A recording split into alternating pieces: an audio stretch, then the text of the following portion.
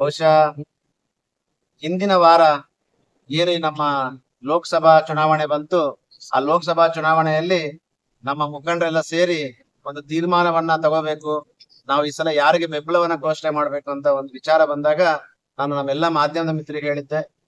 ನನ್ನ ಮುಖಂಡರು ನನ್ನ ಹೆಗಲ ಮೇಲೆ ಒಂದು ಜವಾಬ್ದಾರಿಯನ್ನ ಇಟ್ಟಿದ್ದಾರೆ.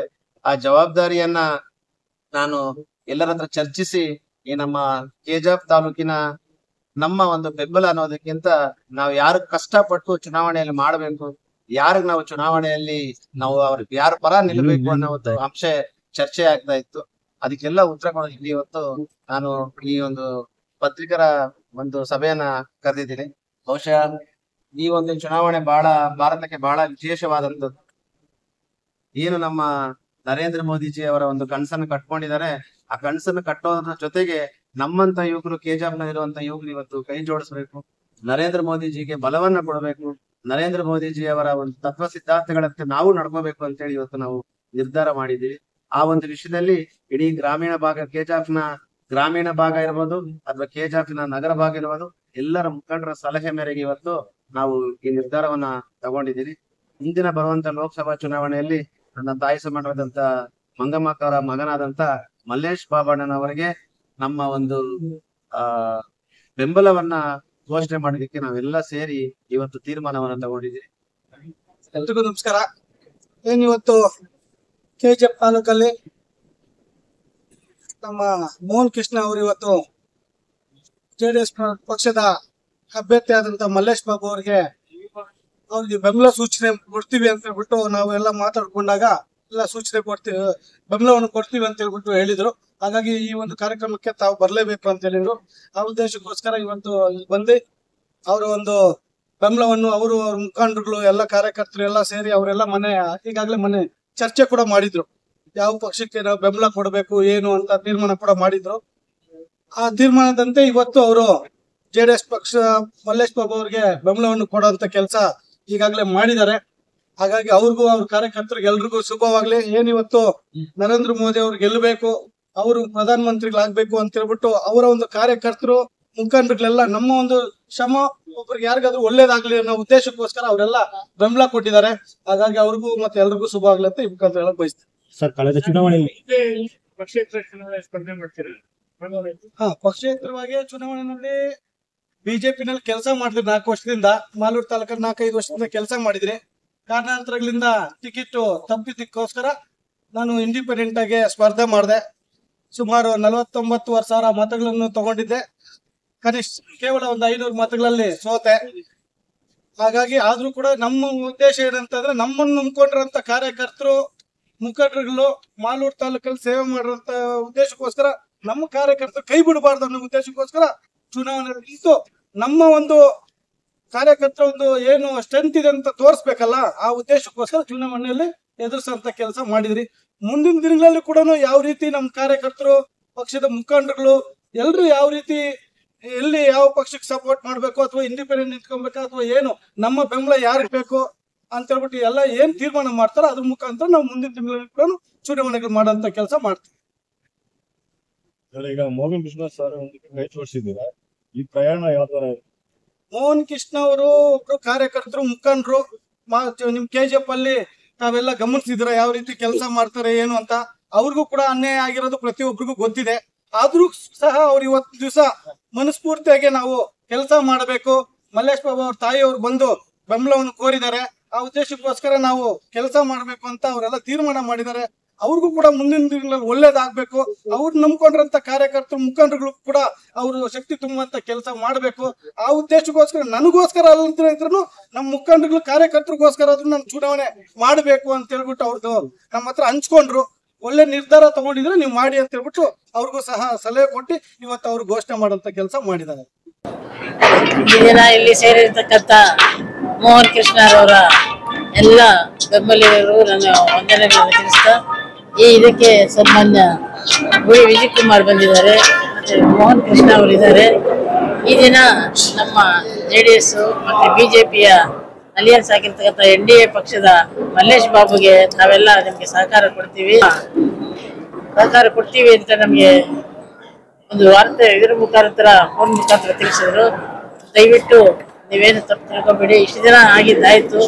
ಈ ದಿನ ನಾವೆಲ್ಲ ಒಟ್ಟಿಗೆ ಮೋಹನ್ ಕೃಷ್ಣರವರ ಎಲ್ಲ ಅನುಯಾಯಿಗಳು, ಕಾರ್ಯಕರ್ತರು ಎಲ್ಲ ನಮ್ಮ NDA ಪಕ್ಷದ ಮಲ್ಲೇಶ್ ಬಾಬುಗೆ ಬೆಂಬಲ ಸೂಚಿಸ್ತೀವಿ ಅಂತ ಹೇಳಿದ್ದಕ್ಕೆ ಎಲ್ಲರಿಗೂ ನಾನು ತುಂಬ ಹೃದಯದ ಧನ್ಯವಾದಗಳನ್ನು ಹೇಳಲಿಕ್ಕೆ ಇಷ್ಟಪಡ್ತೀನಿ.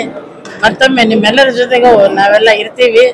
ಏನು ಹೆಚ್ಚು ಕಡಿಮೆ ಆದರೂ ಸಹ ನಿಮ್ಮೆಲ್ಲರ ಜೊತೆಗೆ ಇರ್ತೀವಿ ಅಂತ ಈ ಸಂದರ್ಭದಲ್ಲಿ ಹೇಳ್ತಾ, ತಾವೆಲ್ಲ ದಯವಿಟ್ಟು ಮಲ್ಲೇಶ್ ಬಾಬುನ NDA ಅಭ್ಯರ್ಥಿ ಆದ ನನ್ನ ಮಗನಿಗೆ ನೀವೆಲ್ಲ ಆಶೀರ್ವಾದ ಮಾಡಬೇಕು ಅಂತ ಈ ಸಂದರ್ಭದಲ್ಲಿ ಹೇಳ್ತಾ ಮತ್ತೊಮ್ಮೆ ನಿಮಗೆ ಧನ್ಯವಾದಗಳನ್ನು ಹೇಳ್ತೀನಿ.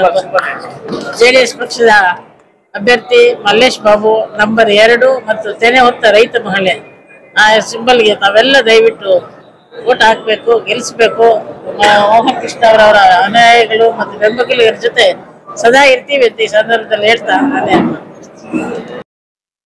KJF ಮುಖಂಡರುಗಳಿಗೆ, ಬಿಜೆಪಿಯ ಕಾರ್ಯಕರ್ತರಿಗೆ, ವಿಶೇಷವಾಗಿ ನನ್ನ ಮಾತೆಯರಿಗೆ, ನನ್ನ ಯುವ ನಾಯಕರುಗಳಿಗೆ ಮತ್ತು KJF ತಾಲೂಕಿನಲ್ಲಿರುವಂತ ಎಲ್ಲ ನನ್ನ ಮತಬಾಂಧವರಿಗೆ ನನ್ನ ಒಂದು ಸಣ್ಣ ಮನವಿ.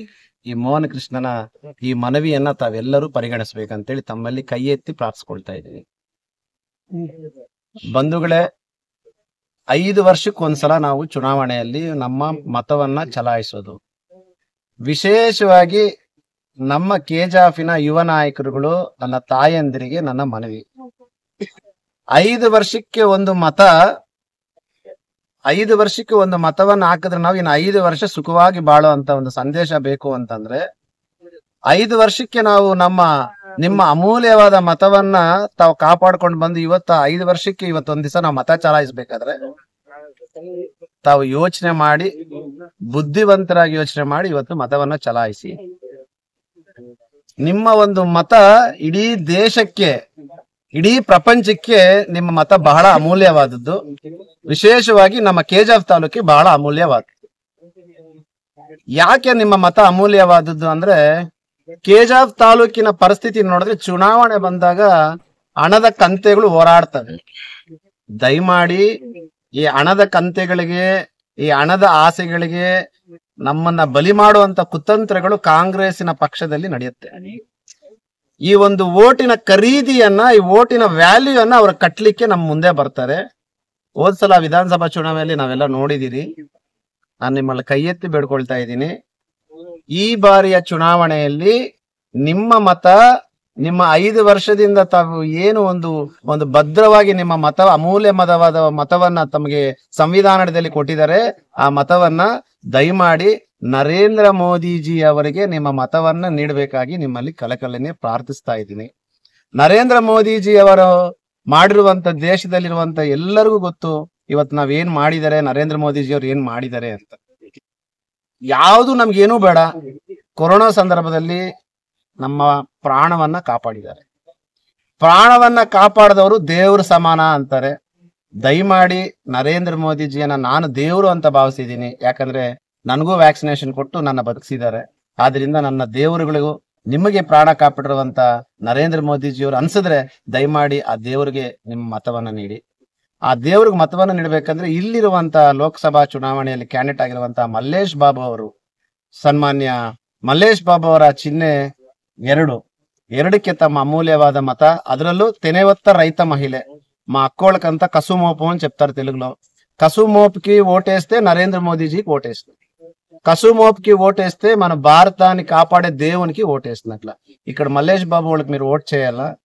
మల్లేష్ బాబు వాళ్ళ సింబల్ కసుమోపు ఎత్తుకోండే ఆ ఒక ఆడబిడ్డ.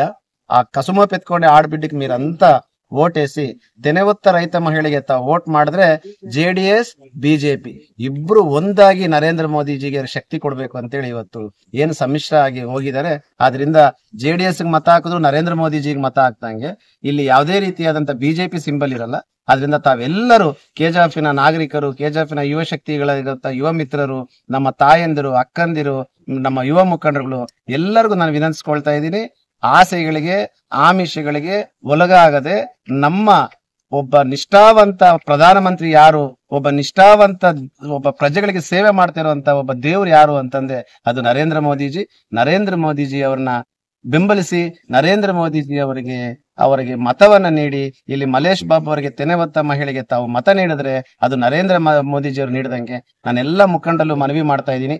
ಇವತ್ತಿಂದ ಈ ಕ್ಷಣದಿಂದನೇ ತಾವು ಮೊದಲು ತಮ್ಮ ಹಳ್ಳಿಯಿಂದ ಸ್ಟಾರ್ಟ್ ಮಾಡಿ, ಅವರಿರುವಂತ ಹಳ್ಳಿಯಲ್ಲಿ ನರೇಂದ್ರ ಮೋದಿಜಿಯವರ ಸಿಂಬಲ್ ತೆನೆ ಹೊತ್ತ ಮಹಿಳೆ ಅಂತೇಳಿ, ತೆನೆ ಹೊತ್ತ ಮಹಿಳೆಗೆ ವೋಟ್ ಮಾಡಿದ್ರೆ ನಾವು ನರೇಂದ್ರ ಮೋದಿಜಿಗೆ ಮಾಡ್ತೀರಿ ಅಂತೇಳಿ ಮೊದಲೇ ತಮ್ಮ ಹಳ್ಳಿ, ಅದಾದ ನಂತರ ಪಂಚಾಯತಿ, ಆ ಪಂಚಾಯತಿ ಆದ ನಂತರ ಹೋಬಳಿ ಮಟ್ಟದಲ್ಲಿ ನನ್ನ ಮುಖಂಡರು ಎಲ್ಲರೂ ಪ್ರಚಾರಕ್ಕೆ ಚಾಲನೆ ಕೊಡಬೇಕಾಗಿ ನಿಮ್ಮಲ್ಲಿ ಕೇಳ್ಕೊಳ್ತಾ ಇದ್ದೀನಿ.